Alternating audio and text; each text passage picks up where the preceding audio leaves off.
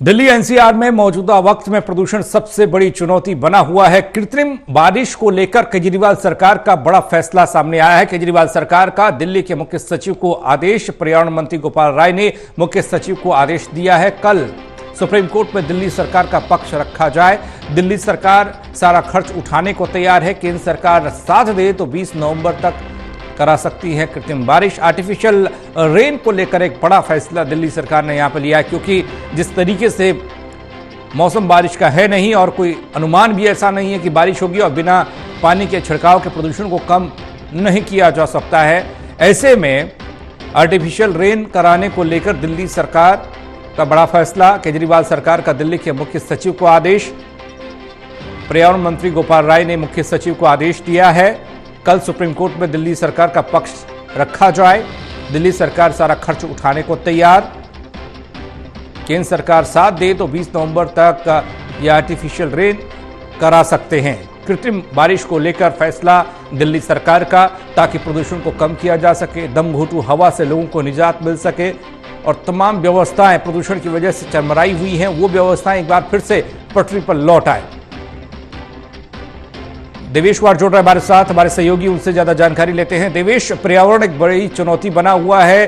प्रदूषण का कहर देखने को दिल्ली एनसीआर में मिल रहा है। ऐसे में सरकार एक्टिव मोड में नजर आ रही है। अब आर्टिफिशियल रेन को लेकर फैसला।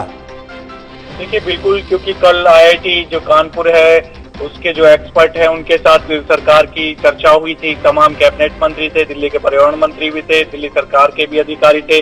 उसमें रिपोर्ट सौंपने की बात कही गई थी आईआईटी कानपुर की तरफ से, तो वो दिल्ली सरकार को रिपोर्ट दे दी गई है। अब ऐसे में दिल्ली के जो पर्यावरण मंत्री हैं गोपाल राय, उन्होंने मुख्य सचिव को आदेश दिया है कि आर्टिफिशियल बारिश को लेकर जो सरकार है वो पूरी तरह से तैयार है और जो सारा खर्च है वो भी दिल्ली सरकार उठाएगी। इस पूरे, क्योंकि सुप्रीम कोर्ट में प्रदूषण के मामले पर सुनवाई चल रही है, तो ऐसे में इस पूरी रिपोर्ट को सरकार की तरफ से सुप्रीम कोर्ट में रखा जाएगा। अब ऐसे में मुख्य सचिव को यह आदेश दिया गया कि सरकार का पक्ष जो है वो रखा जाए, क्योंकि एक्सपर्ट का मानना है कि 20 से और 23 नवंबर तक आसमान में बादल रहेंगे और ऐसे में जरूरी है कि 40% बादल हो आसमान में, तभी आर्टिफिशियल जो रेन है वो कराई जा सकती है। मौसम विभाग ने अनुमान जताया है कि 20 से 23 के बीच इस तरह का जो मौसम है वो बन रहा है, जिस दौरान आर्टिफिशियल जो रेन है वो कराई जा सकती है। इसलिए सरकार बहुत तेजी से आगे कदम बढ़ा रही है। कल बैठक हुई थी, आज रिपोर्ट आईआईटी कानपुर की तरफ से दिल्ली सरकार को दे दी गई है। अब वो पूरी रिपोर्ट जो है सुप्रीम कोर्ट भेजी जाएगी और सुप्रीम कोर्ट के डिसीजन पर निर्भर होगा कि राजधानी दिल्ली में पहली बार प्रदूषण के चलते क्या आर्टिफिशियल रेन होगी या फिर उस पर अभी जो रोक है वो लग सकती है, क्योंकि सुप्रीम कोर्ट के आदेश के अनुसार ही दिल्ली सरकार अपना आगे का फैसला लेगा। क्योंकि आर्टिफिशियल जो रेन होगी उसको कराने के लिए तमाम एजेंसियों की भी जरूरत पड़ेगी, केंद्र सरकार की मदद की भी जरूरत पड़ेगी।